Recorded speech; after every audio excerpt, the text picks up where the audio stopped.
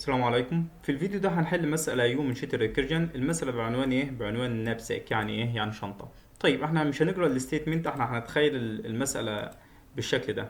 انت عندك ايه؟ عندك شنطة، تمام؟ الشنطة دي مش معنى انك معاك شنطة فالشنطة اكيد ليها مقدار معين تقدر تشيله، تمام؟ ما تقدرش انت تحط فيها اوزان اكتر من كده، تمام؟ بالظبط كده. فالشنطة اللي معاك دي هتقدر تشيل وزن من كام؟ اكبر وزن اللي تقدر تشيله كام؟ اللي هو دبليو، اللي هو مثلا ممكن تقدر تشيل مثلا كام؟ يعني 5 كيلو. حلو جدا.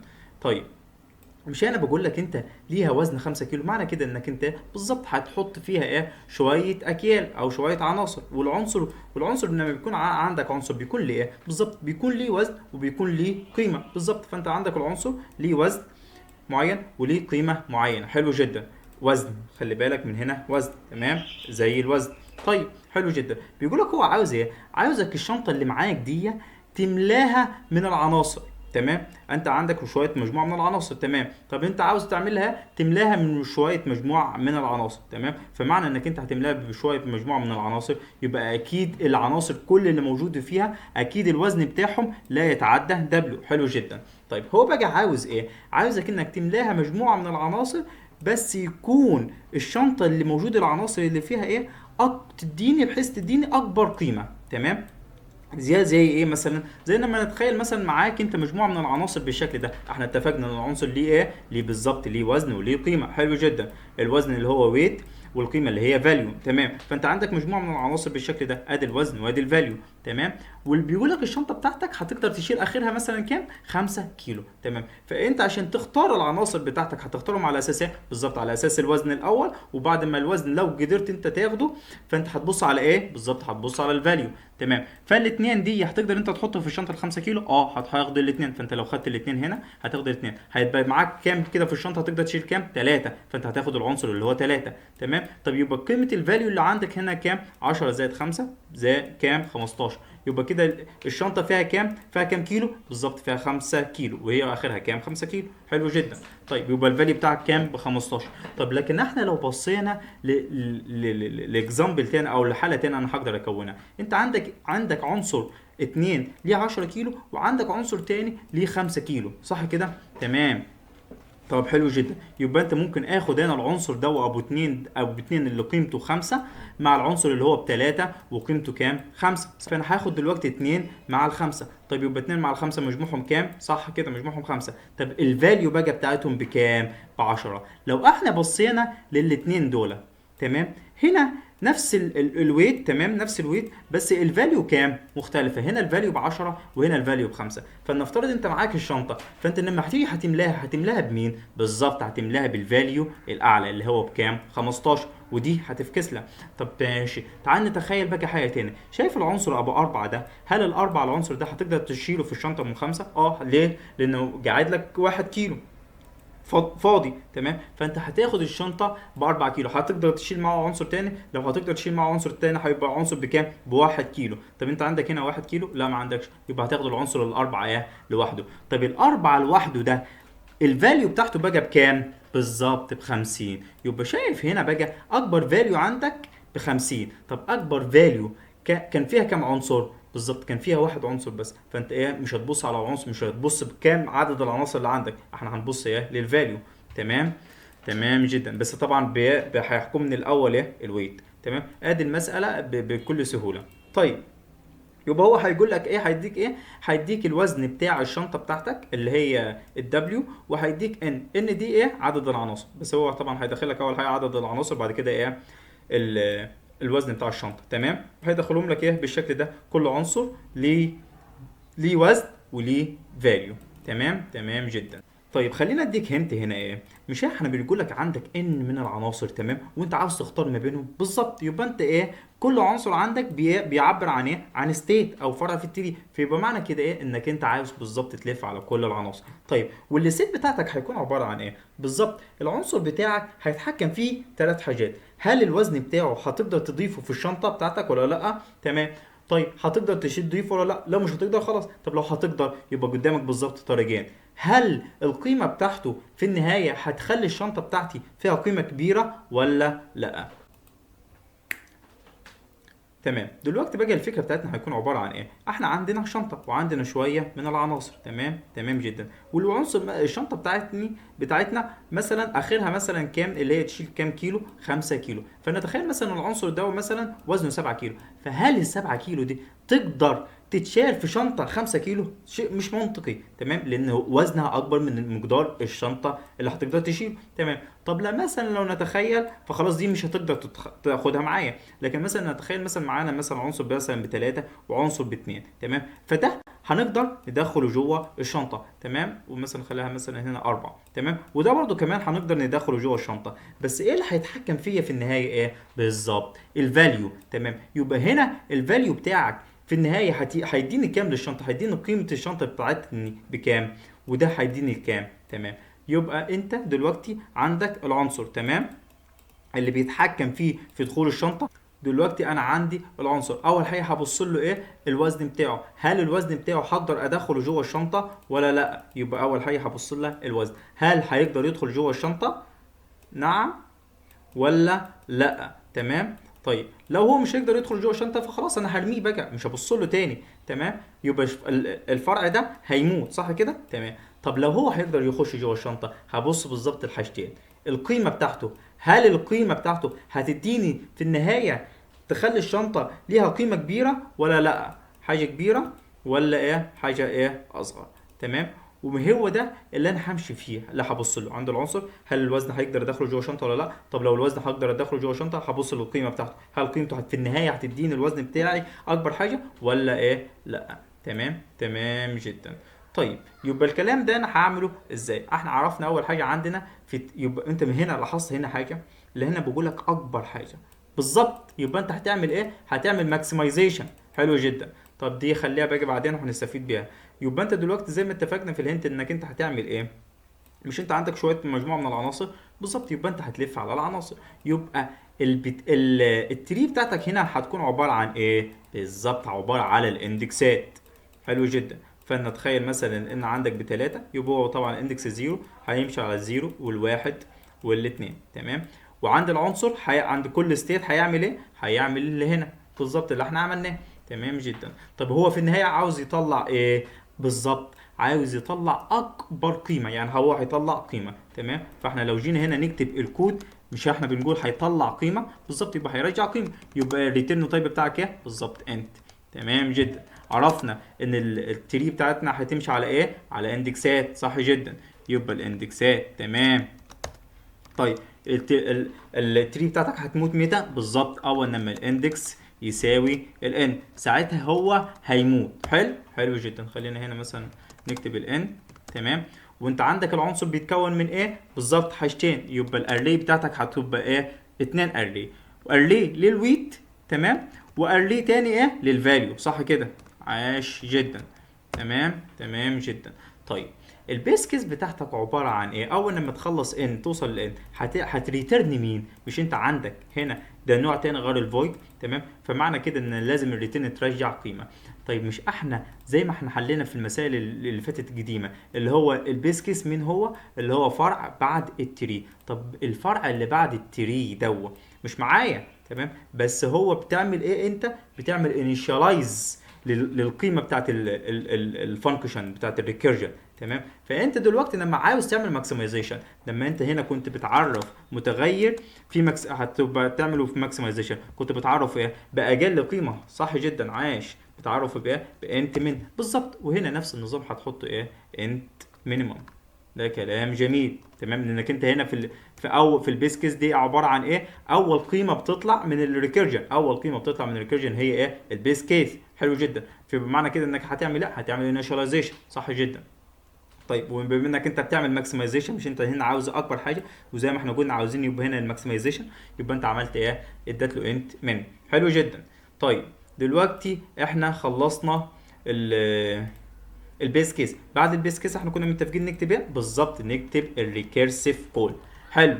طيب الريكيرسيف كول بتاعتك هنا هيبقى ماشي ازاي؟ انت عارف ان صفر بعد كده واحد بعد كده اتنين، ده كلام عادي يعني، اللي هو الاندكس هيزيد ايه؟ بواحد، صح كده؟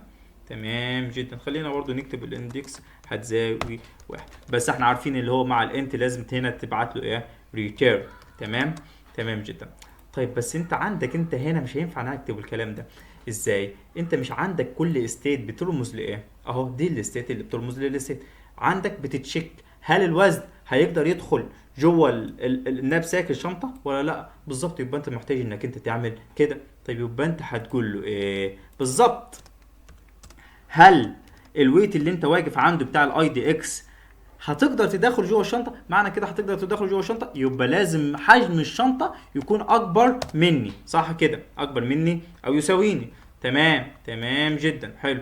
طيب يبقى انت هتقول له هل الويت بتاع الشنطه اكبر ولا لا. خلينا هنا نبقى نكتب الويت، ويت النبساك. تمام. يبقى هنا هنعرف متغير في الويت بتاع ايه؟ بتاع الشنطه. حلو جدا. طب يبقى لو الويت بتاع الشنطه هتقدر انت تدخله، يبقى هنا خلينا نرجع الحجم بتاع الشنطه اكبر. هينفع تدخل. يبقى قدامك ايه؟ قدامك طريقين، صح كده؟ صح كده طبعا. else خلاص. طب هو لو else خلاص، يبقى انت كده معنى كده ايه؟ معنى كده ان الفرع بتاعك الستيت بتاعتك دي هتفكس لها. فمعنى انك انت هتفكس لها هتعمل لها بالظبط، هتخش على العنصر اللي بعدها على طول، صح كده؟ يبقى هتقول له ايه؟ recursion idx زائد واحد، صح؟ وبانك انت عندك انت فايه لازم تكتب له هنا ايه؟ return. تمام. واحنا اتفقنا ان الريتيرن يكون لازم يكون معها ايه؟ احد العمليات الحسابيه. طب انت هنا مش احنا بناخد هنا العمليات الحسابيه، صح كده؟ فانت هنا اصلا انت ما استفدتش منه حاجه. تمام. وايه اللي مش بيأثر معاك في العمليات الحسابيه؟ بالظبط الصفر. يبقى صفر زائد الريكيرجن. تمام. طيب ده الحاله باجي دلوقتي وصلنا للحاله ايه؟ انك انت عندك الطريقين. تمام. ويبقى احنا عرفنا اللي هي انت هتعمل ايه هنا؟ ماكسمايزيشن، صح كده؟ طيب يبقى ازاي هتعمل ماكسمايزيشن؟ مش انت هتعمل ماكسمايزيشن ما بين العنصر ده هتاخده ولا لا؟ مش انت بيقولك لو نعم اما هيديك اكبر قيمه لا اما هيديك اقل قيمه اقل. فمعنى ان هو هيديك اكبر قيمه انك انت هتعمل ايه؟ هتاخده، صح كده؟ هتاخد العنصر. وهنا يا لا مش هتاخد العنصر. طب معنى انك انت بتاخد العنصر بالظبط، انت لما بتاخد العنصر هنا، لما هنا شفنا العنصر ده دخل جوه الشنطه، فمعنى اللي هو دخل جوه الشنطه عمل حاجتين. تمام. اول حاجه قلل الوزن بتاع الشنطه، يعني هو العنصر ده ب3 دخل جوه الشنطه. تمام. الشنطه بوزنها بكام؟ ب5. فمعنى كده لما تخش انت يا ابو 3 جوه الشنطه، يبقى دلوقتي الوزن بتاع الشنطه بيجي بكام بالظبط؟ بيجي 5 ناقص 3 اللي هو بكام؟ ب2. وكمان ده ليه ويت اللي هو الويت بتاعه بكام؟ ب10. يبقى دلوقتي الويت بتاع الشنطه الفاليو بتاع الشنطه بكام؟ ب10. يبقى انت محتاج تعمل حاجتين. اول حاجه هتاخد ايه؟ احنا اتفقنا ان انت هتعمل ماكسمايزيشن، صح؟ تمام. يبقى انت دلوقتي عندك حل اتنين خيار تختار منهم. تمام. لا اما هتاخد العنصر لا اما مش هتاخد العنصر. يعني معنى كده انك انت هتعمل ايه؟ ماكسمايزيشن. اهو هتعمل ماكسمايزيشن. لا اما هتاخد العنصر. تمام. فانت دلوقتي لا اما هتاخد العنصر لا اما مش هتاخده. فلو انت خدته فهتعمل ما بينهم ايه؟ ماكسمايزيشن، عشان ايه؟ يديك الاكبر حاجه لا اما اصغر حاجه لا اما حاجه صغيره. يبقى معنى كده انك هتاخد العنصر او هتسيب العنصر. تمام. يبقى انت عشان تقرر الكلام ده لازم تعمل ايه؟ لازم تعمل ماكسمايزيشن. طيب لما انت هتاخد العنصر، يبقى مش انا بقول لك هتاخد العنصر بالظبط، يبقى انت هتقول له ايه؟ الفاليو بتاعت ايه؟ بتاعت العنصر بتاعك الاي دي اكس. طيب مش انت دلوقتي كنت واقف عند العنصر ده؟ تمام. اهو عنصر 4. فخلاص انت خدت الاربعه. بعد ما بتاخد الاربعه بتعمل ايه؟ بالظبط بتلف على اللي بعده، بتخش على العنصر ايه؟ اللي بعده اللي هو ال5. مش انت معاك التري بتمشي بتنزل كده بالظبط؟ فانت هتعمل الكلام ده. فانت هنا هتقول لي ايه؟ الفاليو مع مين؟ مع الريكيرجن اي دي اكس زائد الواحد. حلو جدا. طيب مش احنا قلنا بنعمل حاجتين؟ بتاخد القيمه وكمان بتنقص من الشنطه الوزن اللي انت خدتها. حلو جدا. يبقى معنى كده ايه؟ معنى كده البارامتر بتاعك بتاع الريكيرجن لازم يكون موجود في ايه؟ لازم يكون في موجود ايه؟ الحجم بتاع الشنطه اللي هو ايه؟ الدبليو كي. تمام جدا. هو احنا خلينا مثلا نقوله هنا مثلا، ماشي نقول ويت. ايه الحكايه؟ الويت بتاعت ايه؟ بتاعت النابساك. حلو جدا. طب يبقى انت هنا ايه؟ يبقى دلوقتي الفانكشن ريكيرجن معتمد على كام؟ على 2 بارامتر. طبعا الاي دي اكس بتاعتك اللي احنا هتمثل التري، بس العنصر بتاعت الويت بتاعتك دي بتمثل انت دلوقتي لما كنت مثلا واقف في الفرع ده. تمام. اهو مثلا واقف في الفرع ده، دلوقتي انت واقف في الاي دي اكس بواحد، بس معاك الشنطه بتاعتك هتقدر تشيل كام بالظبط؟ تمام، عشان ده اللي هيمثل ايه. هتقول له مثلا ممكن اعرف اللي هنا المتغير جلوبال، تمام، بس لا، ده بيقول لك انت دلوقتي، مش احنا متفقين زمان ان كل فانكشن او كل فرع عباره عن ستيت؟ معنى كده ستيت ايه؟ اللي هو حاجه منفصله بذاته بالظبط، تمام. فلو انت عرفت المتغير جلوبال فالدنيا باظت تماما، لانك انت بوظت مفهوم الستيت. تمام، تمام جدا. وده كمان هيبان اكتر لما نيجي نتريس الكود. تمام، يبقى هنا الويت هتقول له ايه؟ الويت بتاعتك، تمام، وانا مش عارف ايه حكايه الويت. يبقى الويت بتاعتك هيجل ايه بالظبط؟ هيجل العنصر اللي انت واقف اللي انت خدته. حلو، حلو جدا. طب دلوقتي كده انا خدت العنصر، تيك، خدت العنصر، تمام. يبقى انت دلوقتي عندك حل، لا اما تاخد العنصر لا اما هتسيبه. طب من لما انت هنا سبت العنصر عملت ايه بالظبط؟ انت ما عملتش حاجه غير انك انت ايه؟ انت ده قلت له على طول ريكيرس اللي بعدي اي دي اكس زائد الواحد. طب والويت بتاعك اتغير في حاجه؟ لا، الويت لسه زي ما هو، تمام. فانت هتكتب له الويت زي ما هو. حلو جدا، تمام. طيب واحنا هنا هل انت ضفت قيمه خدت انت فاليو؟ لا، ما خدتش فاليو. يبقى معنى كده انك انت ايه؟ انت بتعمل ماكسمايزيشن، بتجمع، يبقى المحايد يجمع عندك ايه؟ الصفر بالظبط. طيب يبقى هنا عمل ايه؟ خد الماكسمايزيشن ما بين هل هو هياخد العنصر لا اما هيسيب العنصر، تمام. طب انت خلاص عملت الماكسمايزيشن، يبقى في النهايه هتعمل ايه؟ مش دي فانكشن من نوع غير الفويد؟ يبقى معنى كده انك انت لازم تكتب له ايه؟ ريتيرن، تمام. فهو دلوقتي هيعمل ايه؟ هيعمل الماكسمايزيشن، هل هو هياخد العنصر ولا هيسيبه؟ هنا ايه؟ نو تيك، تمام. هل هو هياخد العنصر ولا لا؟ وفي الاخر هيعمل ايه؟ هيعمل الماكسمايزيشن ويرجع. طب والحاله الثانيه اللي هو ايه؟ لا، مش هياخد العنصر، الويت بتاعه كبير، فخلاص يبقى هو هيسيب الويت. وهنا ايه؟ الويت زي ما هو، ما خدش ولا فاليو.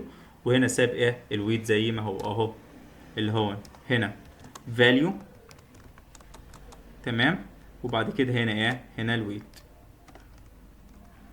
تمام، ايا كان بقى، تمام. وجينا نيجي بقى هنا نعمل ايه؟ خلاص بقى، خلاص كده خلصت الفانكشن. خلاص دلوقتي احنا عملنا كل اللي احنا عاوزينه. هل هو الوزن مش هيقدر يدخل؟ وهل الوزن لو دخل هيعمل ايه؟ لا اما هياخد العنصر لا اما هيسيب العنصر، عشان هو بيعمل ايه؟ بيعمل ماكسمايزيشن. خلص الماكسمايزيشن، رجع له القيمه بتاعتك بقى، عشان انت هنا ايه؟ الفانكشن مش بترجع قيمه، خلاص يبقى ريتيرن. طيب يبقى دلوقتي هنعمل ايه؟ خلاص هنسي ان بقى اول حاجه العناصر اللي هتدخل، وبعد كده الويت بتاعت الشنطه، تمام. وبعد كده هنا ايه؟ هندخل العناصر. اتفقنا ان العنصر عباره عن ايه؟ عباره عن وزن، تمام، وفاليو. حلو، حلو جدا. بس، تمام. وبعد كده هنا الريكيرجن بتاعتك هتستدعيها بايه بالظبط؟ الاندكسات بصفر. طيب والويت بتاعتك اللي هو إيه؟ انت بتبعت له الويت في النهايه زي ما هي بالظبط، اللي هو دبليو ده بتاع النفسك. وبما ان هي الفانكشن الريكيرجن بترجع نوع تاني غير الفويد، يبقى انت هتعمل ايه؟ هتعمل له سي اوت على طول، صح كده؟ صح كده، تمام جدا. ولما نيجي نرن الكلام ده، هو زعلان ولا ايه؟ لسه بيرن؟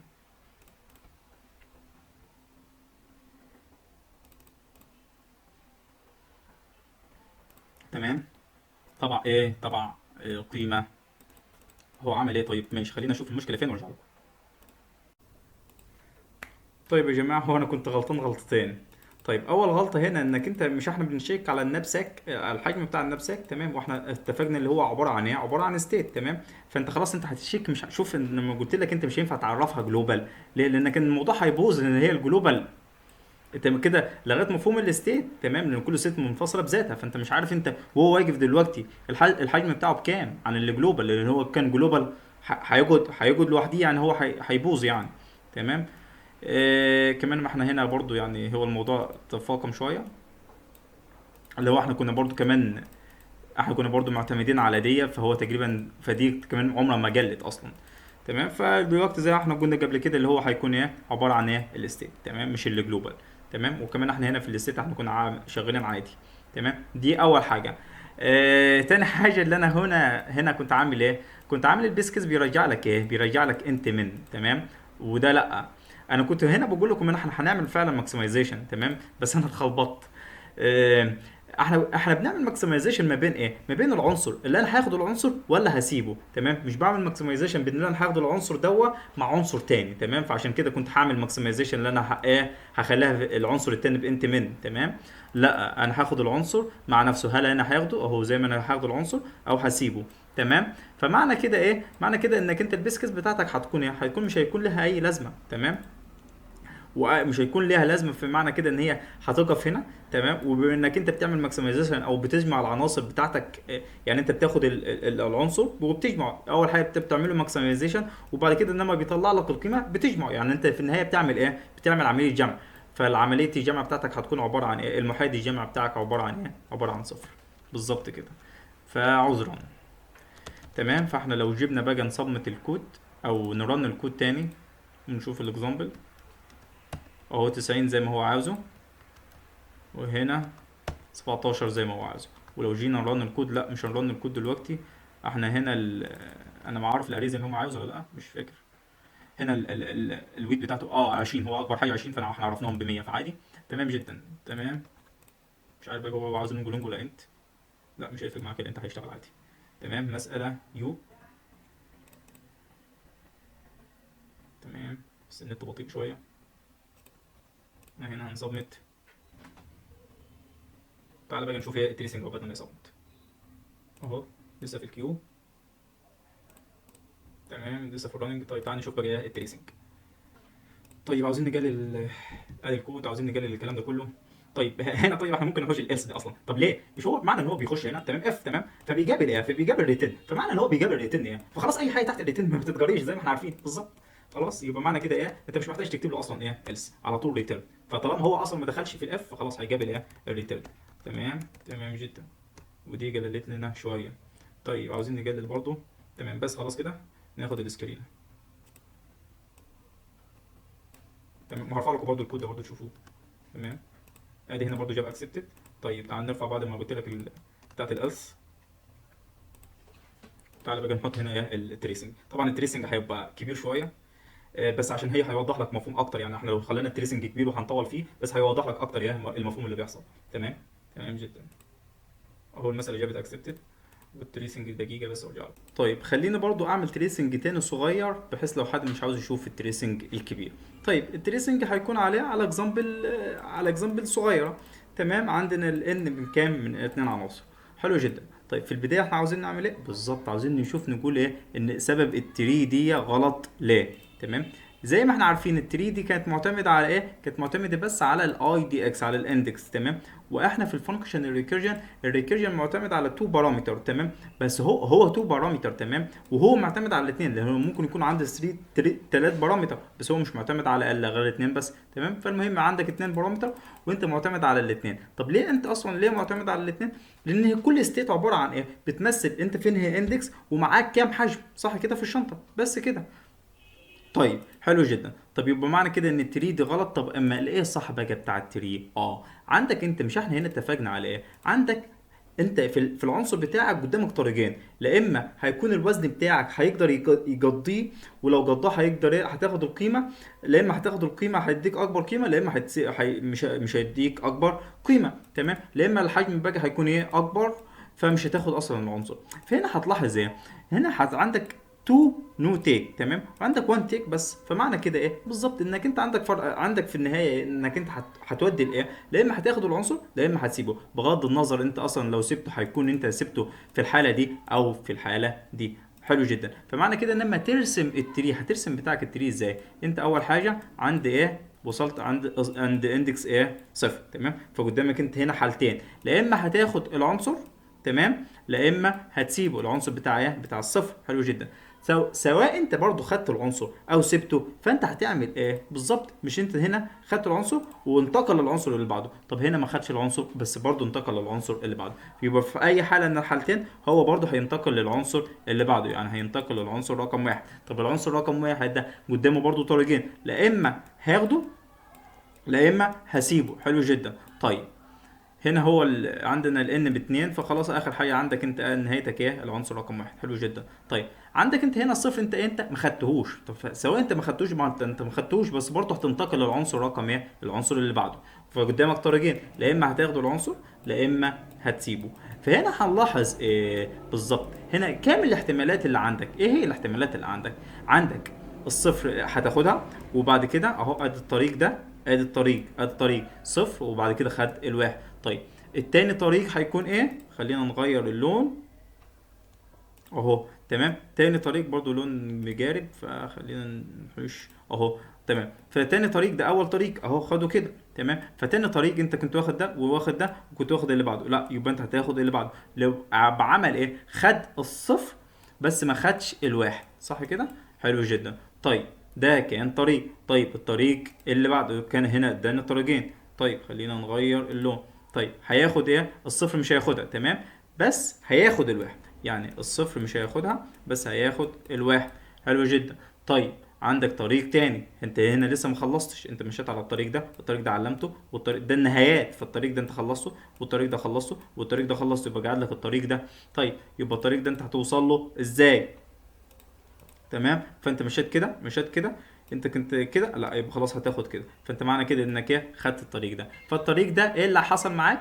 الصفر انت ما خدتهوش، تمام، وكمان الواحد ما خدتهوش. تمام، حلو جدا. يبقى هنا العناصر هتبقى هنا لما يكون عندك التست بالشكل ده 2 و10، 2 و10 و2 و5، صح كده ولا انا خلطان؟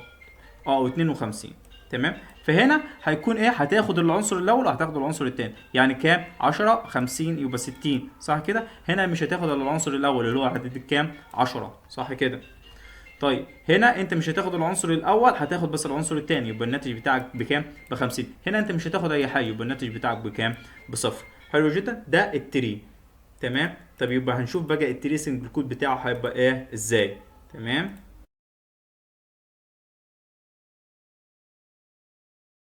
طب يلا بينا. طب هو هنا اكبر حاجه المفروض ان الناتج يطلع لك ايه بالظبط؟ ان هو ياخد العنصرين مع بعضهم اللي هم ال 50 ال 10 وال 50 اللي هو كام؟ ب 60. طب حلو جدا. في البدايه اول حاجه الاندكس بتاعك هيكون بكام؟ بصفر، والويت بتاعك زي ما هو ايه؟ بخمسة. حلو جدا. طيب هو مش بيس كيس، فهيدخل هو هيعرف الان دي هل هي اقل من الخمسه؟ اه. فدلوقتي هيمشي ايه؟ هياخد العنصر، هيخش في الماكسمايزيشن. اول حاجه هيجاب اللي هي هيقول لي ريتيرن مين؟ الماكس. حلو جدا.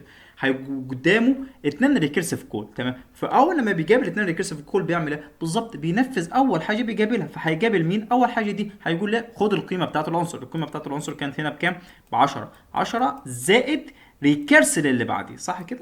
طب لما انت بقى هتريكيرسل، لما انت بتاخد العنصر بتعمل ايه بالظبط؟ بتقلل الويت بتنقص الويت من العنصر اللي انت واخده. الويت كان بخمسة دلوقتي، وبعد كده هتنقص من العنصر اللي انت خدته، يبقى الشنطه دلوقتي فيها هتقدر تشيل كام كيلو؟ 3 كيلو. يبقى انت بقى لما هتخش في العنصر اللي بعدك، هتروح للعنصر اللي بعدك هتروح له بكام بالظبط؟ هتروح له الاندكس بتاعك هيكون بواحد، والويت بتاعتك الشنطه بتاعتك هتقدر تشيل كام كيلو بالظبط؟ 3 كيلو. طب الواحد بسكس؟ لا. طب هل دلوقتي العنصر الثلاثه، هل العنصر انت واقف عند الاندكس واحد دلوقتي، تمام، فهل الاثنين اقل من الثلاثه؟ اه صح كده.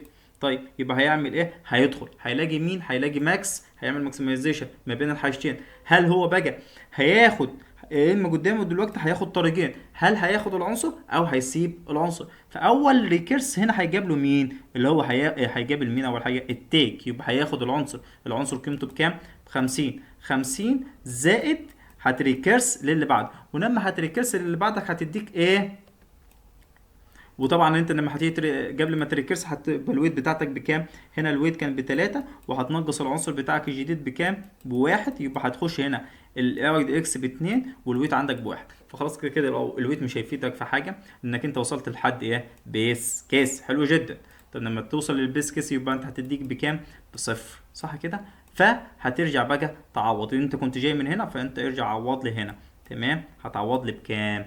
بصفر. فانت هنا لاحظت حاجه؟ اه، هنا انت خدت هذه ال 50 اول لما مات عندك الفرع ده الاخراني، فانت كنت واخد مين قبله؟ كنت واخد ال 10 وواخد ال 50. فانت تلاحظ هنا اللي هو ادي الفرع ده. تمام، تمام جدا. فانت بقى هترجع بقى تعوض بال 50. طيب انت كنت واقف لحد هنا، هل في حاجه تاني تحت الريكيرسيف كول زي ما كنا بنعمل في الفويد؟ كنا بنشوف في الفويد هل انت في حاجه تاني تحت الريكيرسيف كول ولا لا؟ فانت هوب لقيت تحت حاجه تحت الريكيرسيف كول، وكمان تحت الريكيرسيف كول ريكيرسيف كول تاني، فايه اللي فيه؟ عادي. تمام، فهنلاقي الريكيرسيف كول تاني، بس هتقول له ايه؟ صفر. دي هيعمل صفر زائد ريكيرسل اللي بعده. ولما هو باجي هنا دي ايه نو تيك، فمعنى كده ايه ان الويت سيظل زي ما هو، مش هيتعمل اي حاجه للويت. فالويت كان بتلاتة، فخلاص مش هيعمل حاجه غير اللي هو ايه يروح للاندكس اللي بعده اللي هو الاندكس بكام بالظبط. هو كان هنا بواحد فهيروح للاندكس اتنين، والويت طبعا زي ما هي. تمام. والاندكس اتنين ده هيعمل ايه؟ هيلاقيها ايه بيس كيس. تمام. فهي بيس كيس يعني هترجع لي ايه؟ هترجع لي صفر. فالفانكشن دي هتموت، ونشوف السهم جاي من فين. السهم جاي من فين؟ السهم جاي من هنا، فمعنى كده هتعوض ايه برضو بصفر. حلو جدا. طيب يبقى دلوقتي الصفر زائد صفر بكام؟ بصفر.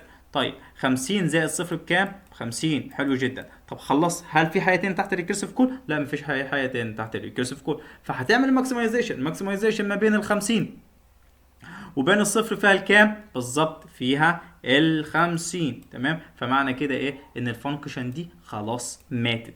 طب هتقولي طب يا محمد اهو مفيش ايلس هنا، ما هتنفذ الريتيرن دي اللي بعد. لا، ما هي دي ريتيرن، واحنا اتفقنا اول ما نشوف الريتيرن كل حاجه تانية تحتها هتموت. هتقولي طب ازاي؟ طب ما انت عندك هنا اهو نفذت التو ريكيرسيف كول. هيقول لك التو ريكيرسيف كول ده موجود مع مين؟ موجود مع الماكس. تمام. فانت هتعمل ماكسمايزيشن وبعد كده هتدي القيمه للريتيرن.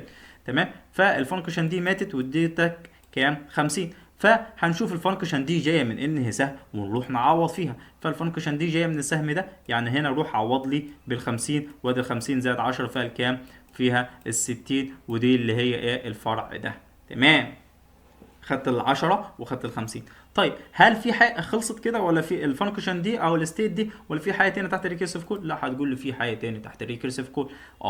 انت كنت واقف عند الاندكس ده صح كده، فانت خدته. تمام. عشان كده انت القيمه بتاعتك جمعتها. الحاله التانيه انك انت هتعمل ايه بالظبط؟ هتسيبه. طيب يبقى معنى كده انك انت هتنفذ الريكيرسيف كول اللي التانيه اللي تحتها. لما هتسيبه هتاخد ايه بالظبط؟ صفر. يبقى القيمه بتاعته بصفر. طيب يبقى انا دلوقتي هبدا الريكيرس باجي من اللي عندي. انا كنت واقف عند اندكس صفر، وانا بنفس انا هنا مش هاخد العنصر. تمام. فهيبقى هيريكيرس ايه بنفس الويت. حلو جدا. طيب يبقى ننزل هنا تحت. تمام. اهو ادي الفانكشن. طب يبقى هو كان اندكس صفر، يبقى دلوقتي هيبقى اندكس ايه واحد، والويت هو نفس ايه الويت. اول لما هيدخل هيجاب هل الويت دلوقتي بتاعه بخمسة. حلو جدا. طيب الاندكس واحد العنصر بتاعه بكام؟ الوزن بتاعه بكام؟ الوزن بتاعه باتنين. تمام. طيب يبقى معنى كده انك انت هتعرف تدخل ايه الكونديشن. طيب ده كلام جميل. طيب يبقى انت لما تدخل الكونديشن هيبقى عندك ايه؟ هتعمل ماكسمايزيشن ما بين انك انت تاخد العنصر وانك انت تسيب العنصر. طيب اول حاجه هتجيب لها ايه؟ بيقول لك ماكس خد العنصر تيك. تمام. يبقى هتاخد العنصر اللي هو الوزن بكام؟ وزنه بخمسة. وزنه بخمسة ولا بكام؟ وزنه ب50. تمام. تمام جدا. زائد هتبدا بقى تريكيرس بقى من عنده. طيب انت لما هتريكيرس بقى هتريكيرس بكام؟ اول حاجه انت الويت بتاعتك هيقل. هو كان الويت دلوقتي الويت كان بخمسة، وهو الويت اللي هو خده باتنين، يبقى خمسة ناقص اتنين، يبقى الويت هيبقى الويت الجديد بكام بالظبط؟ بتلاتة. تمام. والاندكس طبعا هيزيد. طب يبقى هو كان عند اندكس واحد هيوصل لاندكس اتنين، والويت هيبقى بتلاتة. اندكس اتنين دي بيس كيس، يعني معنى كده اللي هو هيخش البيس كيس، يبقى هترجع لي ايه؟ صفر. حلو. حلو جدا. يبقى دي هيموت وهترجع لي صفر. يبقى ترجع بقى تعوض. هو ادي السهم كان جاي كده، خلاص روح بقى عوض. انت ما كنتش عرفت القيمه بتاعته لما استدعيت فانكشن ريكيرجن، فخلاص انت استدعيت فانكشن ريكيرجن وطلعت لك قيمه، خلاص ارجع بقى عوض بيها. يبقى 50. طيب حلو جدا. طيب بعد انت كنت اخرك هنا في الفانكشن ريكيرجن دي او الستيت دي، كنت واقف لحد هنا، ده اخر حاجه انت نفذته. طب هل في حاجه تانية ما اتنفذتش تحت الريكيرسيف كول؟ لسه في حاجه تانية ما تنفذتش تحت الريكيرسيف كول، اللي هو ايه؟ في تاني ريكيرسيف كول تاني. طيب ايه هو الريكيرسيف كول التاني؟ اللي هو صفر زائد انك انت مش هتاخد العنصر. تمام. طيب انت كنت واقف دلوقتي عند العنصر كام؟ الاندكس واحد. طيب يبقى معنى كده انك انت هتروح تستدعي ايه؟ اندكس اتنين. واندكس اتنين بايه؟ بسكيس صح كده. يبقى كده هترجع ايه؟ زيرو. تمام. يبقى صفر وصفر كام؟ صفر. يبقى انت دلوقتي هتعمل ماكسمايزيشن ما بين الصفر والخمسين. طب الماكسمايزيشن ما بين الصفر والخمسين كام؟ صح 50. يبقى الفانكشن دي هتموت وهتديني 50. حلو. حلو جدا. هتاخد انت بقى ال50 وتشوف السهم ده جاي من انهي مكان. اهو ادي السهم ده، وتروح تعوض جاي من فوق. تمام. يبقى انت هنا هتعوض بكام؟